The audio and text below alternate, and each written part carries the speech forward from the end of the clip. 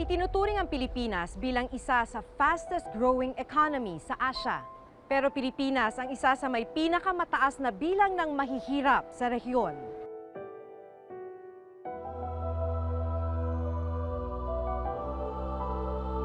Nasa 23 milyong Pilipino ang nananatiling mahirap. Kabilang narito ang pamilya ni Junjun, 12 taong gulang.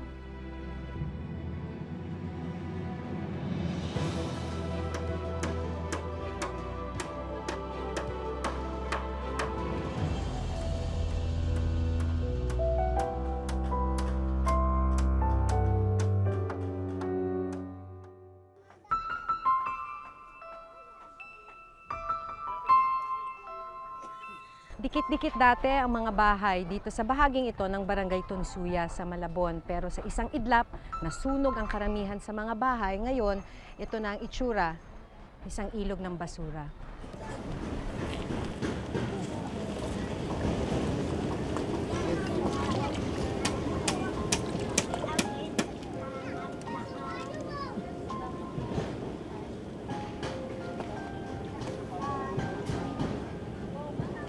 Sa marumi at masukal na ilog namin inabutang sumisisid ang batang si Junjun Makalinaw.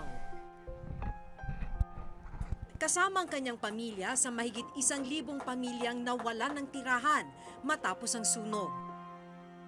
Nangangalakal siya sa ilog ng kahit anong pwedeng maibenta. Kailangan daw niya kasing makaipon ng perang pampatayo muli ng kanilang nasunog na tirahan.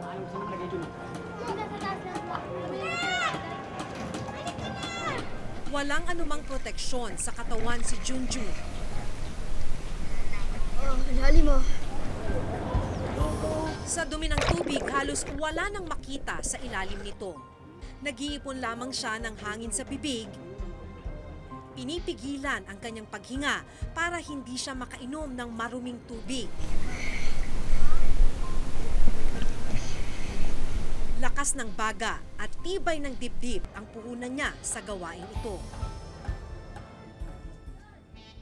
Hindi sinwerte si Junjun ngayong hapon. Plastik lang ang kanyang nakuha mula sa burak ng basura.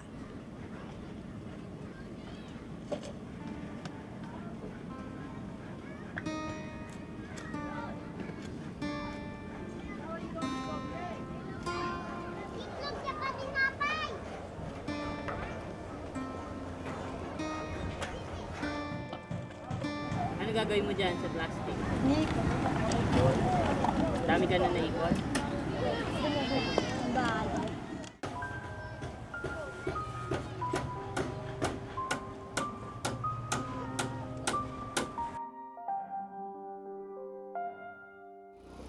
Kinabukasan, binalikan namin ang pamilya ni Junjun. Ngayong umaga, instant noodles na ibinigay sa kanila ang pinagsaluhan ng mag-anak. Sige, Bob, ganyan ka lang.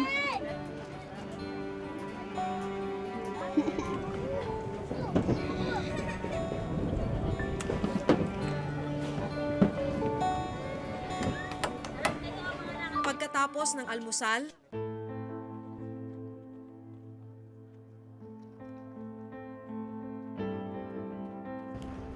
naghanda na si Junjun upang muling lumusong sa animoy dagat ng basura.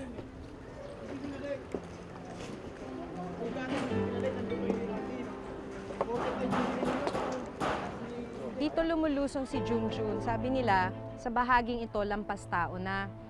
Dito, pinaghalo-halo na yung basura mula sa burak, sa mga plastic. Minsan, may mga patay pa raw na hayop.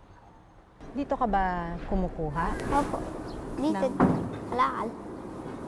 Dito sa may ano. Dino. May Kahit gabihan. saan? Ano hinahanap mo? Mga plastic, bakal, mga yero, mga ano. At plastic. Tapos, May benta sa junk shop.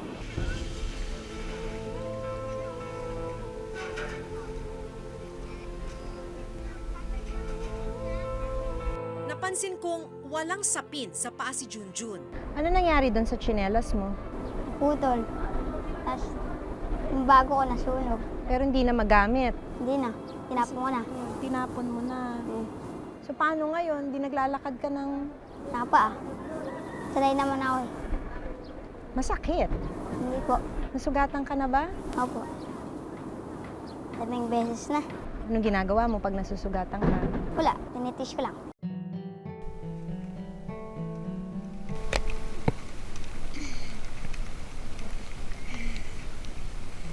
Dahan-dahang kumilos ang bata sa maitim at maruming tubig. Hinahawi ang mga basurang nasa kanyang harapan para malaya siyang makakilos. At saka naman kakapain ang ilalim ng burak.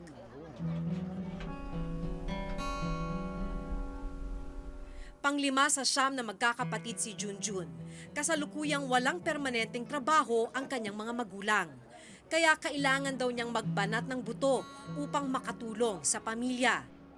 Hindi ko lubos maisip kung paano natitiis ni Junjun ang amoy at dumi tuwing sisisid sa ilalim ng burak.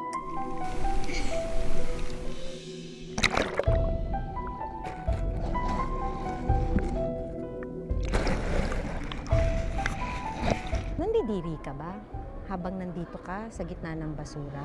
Opo. Kasi madumi.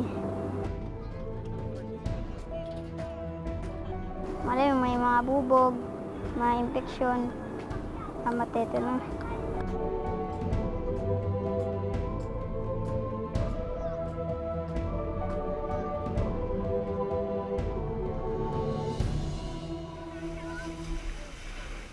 May baon din palang takot ang bata kahit pa 5 taon na siyang nangangalakal.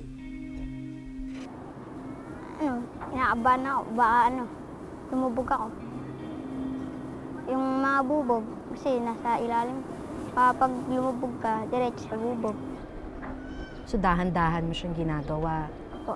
Pag masyadong lumulubog na, aalis na ako doon. Kailan ka muntik nalulunod? Kung pinupulikat ako, Ilang beses ka na muntik malunod? tagal na. Dati kasi hindi ako marunong lumangoy, sinagip na ako doon.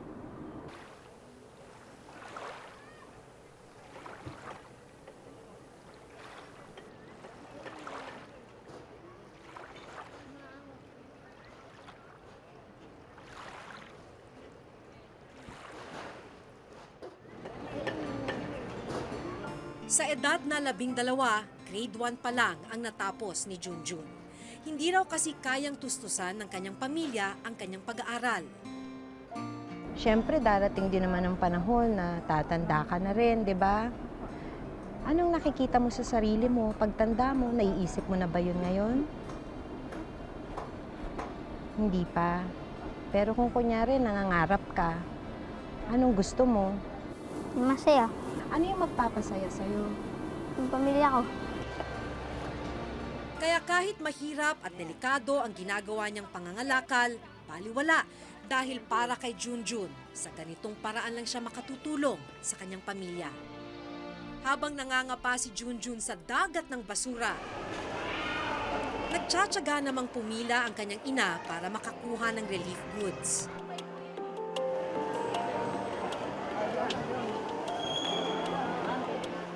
Ngayon, mineral water, tapos mga damit, saka ang tawag dito, yung bigas, saka sardines.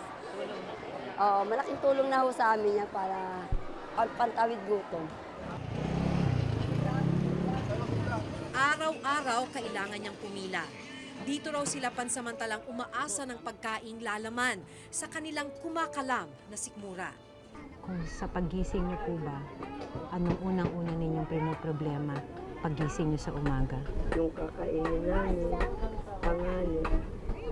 Tapos, pag ano na naman po, ano naman ako sa hapon.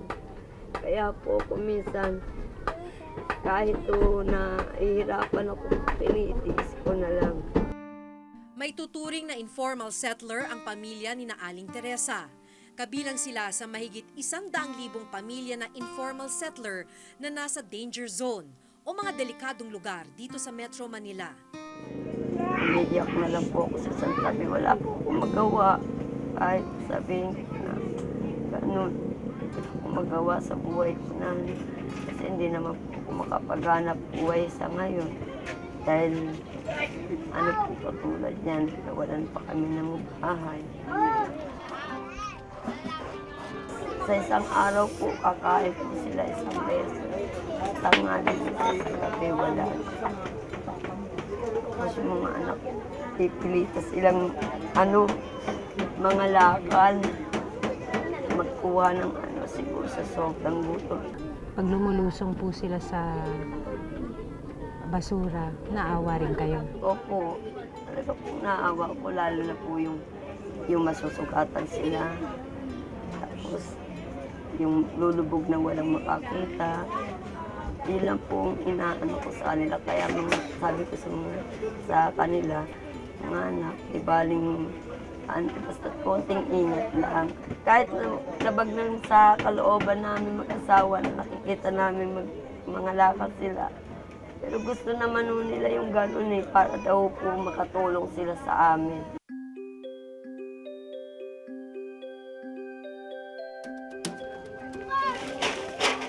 Ilang araw mong inipon yan? Ha? Pagkatapos lumusong sa burak at basura, isa-isa nang inayos ni Junjun ang mga nakuha niyang kalakal. Kasama na rito ang mga naipon niyang kalakal noong mga nakaraang araw. Binitbit ni Junjun ang mga ito para maibenta.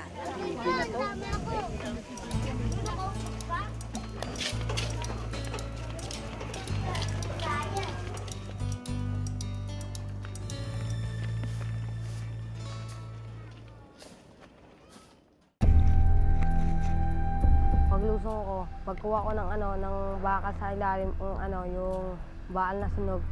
Pag-angat ko, natamaan po ng yero, tapos parang may hima. Paghugot ko, parang lumabas yung laman. Natatarin kasi ako eh. Baka mamatay ako eh. Baka mamatay kasi ilalim po ng tubig eh.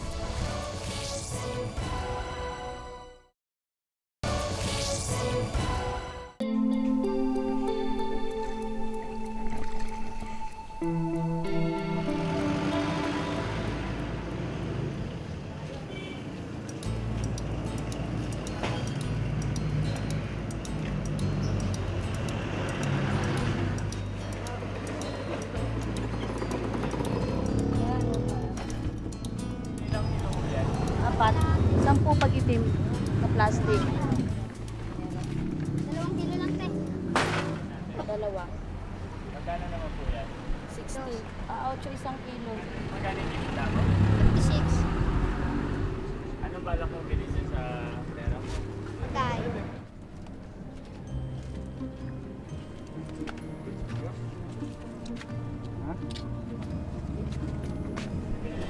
Kailan? Ha?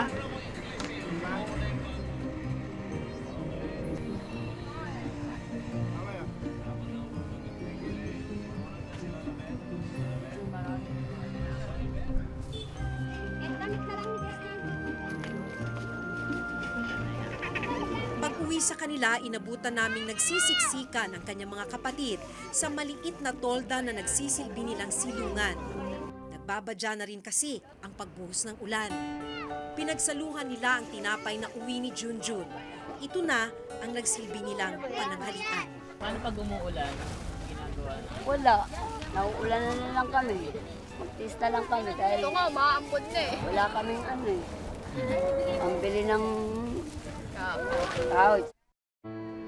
Ilang araw na rin ang lumipas matapos ang sunog. Marami sa mga kapitbahay ni na Junjun ang nakapagtayo na ng barong-barong. Pero hindi pa raw sapat ang naipong pera ni na Junjun para sa muling pagtatayo ng kanilang bahay. Ipon siya eh. Bigyan mo nga to! 200 na nga siya sa akin.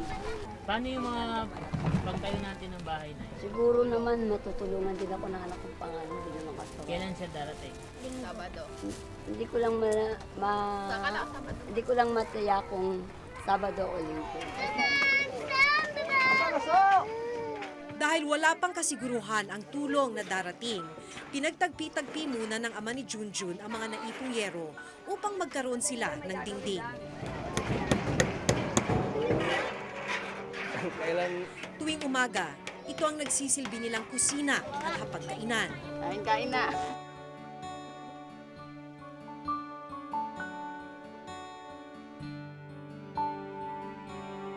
Pagsapit ng gabi, ito na rin ang kanilang tulugan.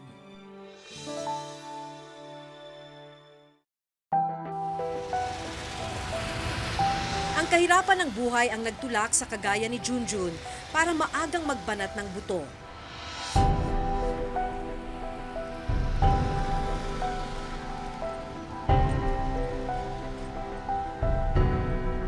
Hindi kalayuan sa kanyang nilalanguyan, marami pang mangangalakal ang nagbabakasakali sa swerteng hatid ng ilog na puno ng basura. Pero ilan sa kanila, naranasan ng manganib ang buhay habang nangangalakal.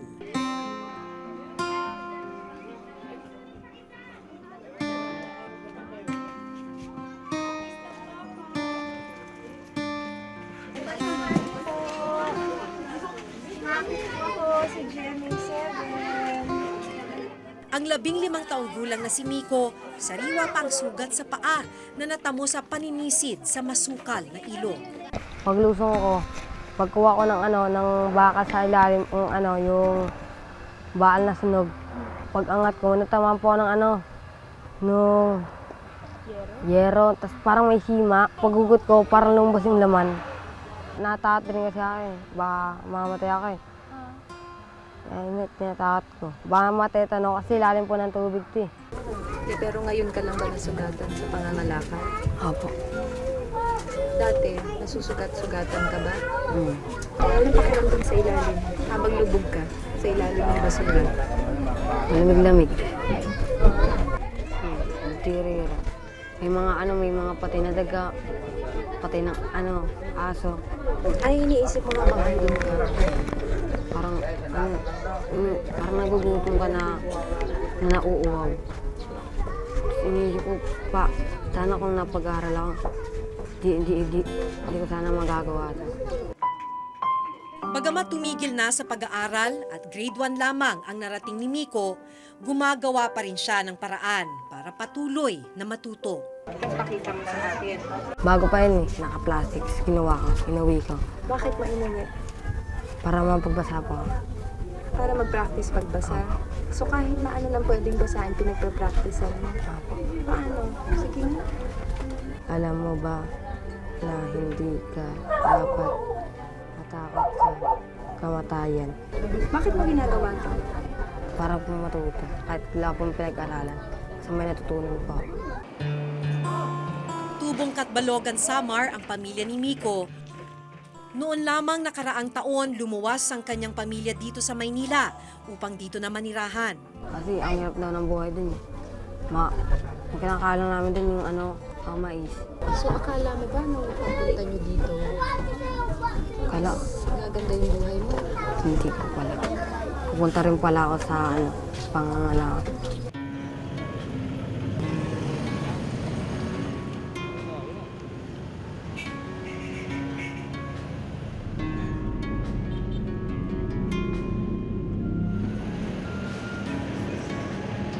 Sa kabila ng sugat sa paa, tuloy pa rin sa pangangalakal ng basura si Miko.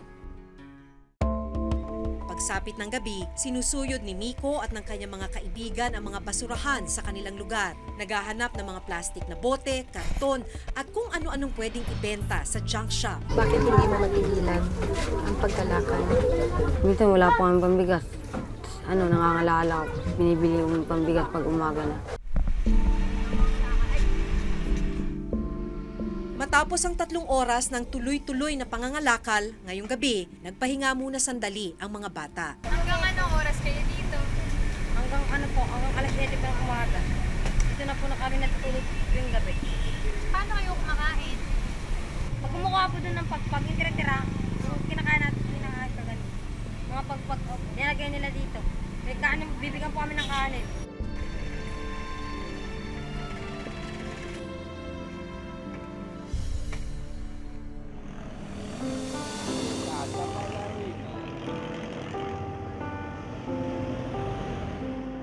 Maaga pa lang ay nasa junk shop na si Miko, nag-aabang para ibenta ang nakuhang kalakal. Tempo na tatawagan kami para kukuha na po yung namin yung binenta ng kalakal.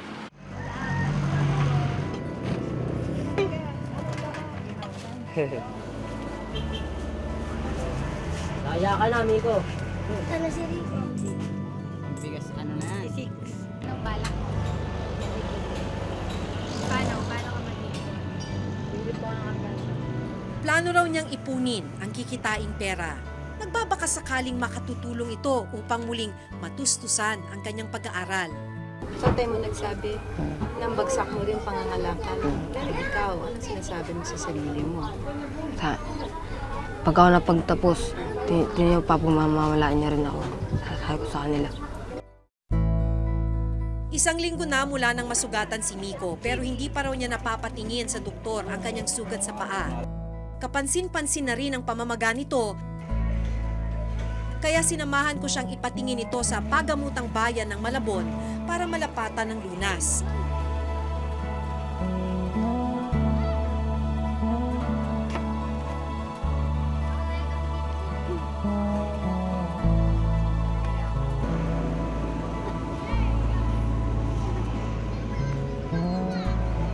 May sinasamahan na po kami bata. Kailangan magbigay na antibiotic. Kailangan. Pero anong gagawin din sa sugat? Linisin mo ni Sue. Pero hindi natin pwedeng tahiin kasi matagal na nakapuka matagal. So hindi po Kada within 8 hours lang dapat. ang tahi. Pero pag hindi na, linisin na lang lagi. Dahan-dahang nilinis ang sugat ni Miko.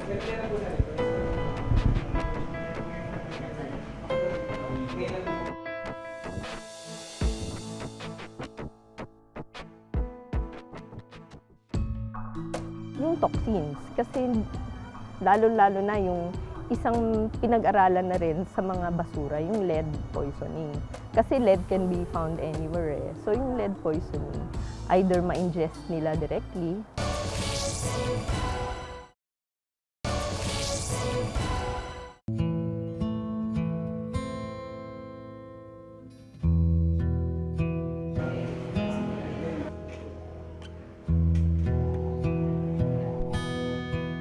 Ito ha, panlaban to sa teta na ibibigay sa'yo ha. So yung sa nanay mo, binigyan ka na ha. Bukod kay Miko, dinala na rin namin sa pagamutan si Junjun upang matingnan ang namamaga niyang kamay. Sa sugat niya, close na kasi siya. So gagawin mag-antibiotic na lang siya. Kaya wala naman tayong lilinisin.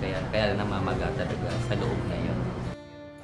Parehong tinurukan ng anti-tetanus injection at niresetahan ng antibiotics sina Junjun at Miko. Galing yung kamay.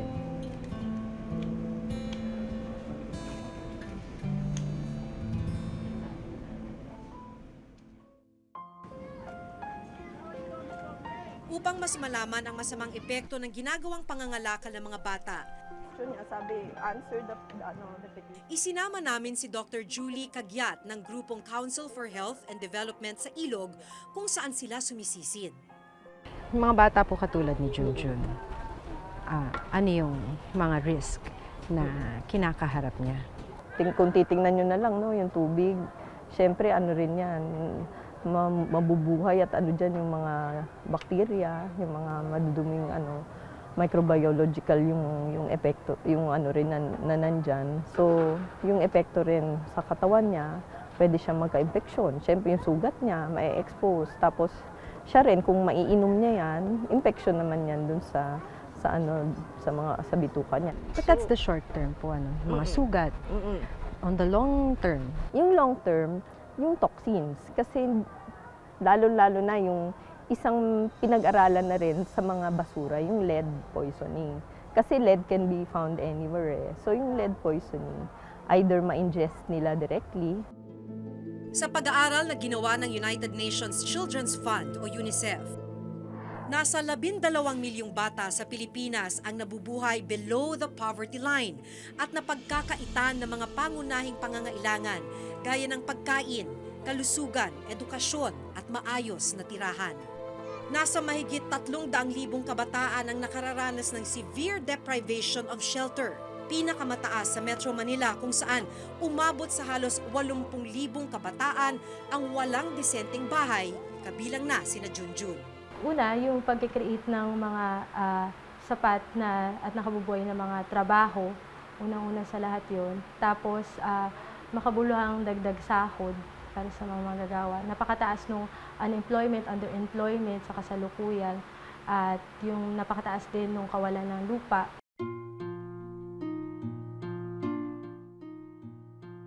Minana na nila ang dinaranas nilang kahirapan. Isang siklong naranasan ng kanilang mga magulang. Sa ngayon, tibay ng loob at pag-asa muna ang pinanghahawakan ng mga batang lumulusong sa burak ng basura. Pag tinitingnan mo yung sarili mo dito, pati ng pamilya mo, minsan ba iniisip mo na sana naman darating yung araw na makakaalis kayo rito? Gawa lang ng bahay namin, masaya na. Nangangarap ka rin naman na giginhawa rin ang buhay nyo balang araw? Kahit pader lang bahay, pwede na yan. Kahit pader lang ng bahay, masaya ka na? Basta maayos lang yung bahay namin. Ayon sa isang lumang kasabihan, ang kabataan ang kinabukasan ng isang bansa. Pero kung hahayaang nakasadlak sa burak ng kahirapan ang mga batang kalakal gaya ni na Junjun at Miko, saan nga ba patungo ang ating bayan?